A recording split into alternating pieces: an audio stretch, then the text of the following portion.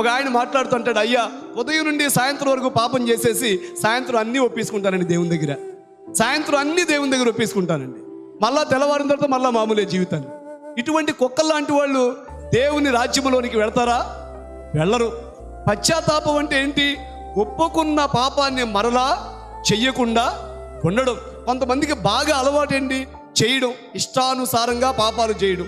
ఏ శుక్రవారమో ఏ ఆదివారమో ఒప్పుకోవడం, మరలా పాపం చేయడం, మరలా ఒప్పుకోవడం, మరలా పాపం చేయడం, మరలా ఒప్పుకోవడం.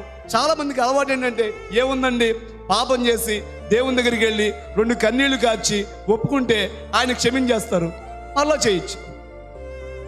మీలాంటి వాళ్ళ కోసమే బైబిల్లో వ్రాయబడింది. కుక్కలు ఆ యెరూషలేము పట్టణములోనికి వెళ్ళరు. ఎవరు? కుక్కల వంటి స్వభావము కలిగిన వారు.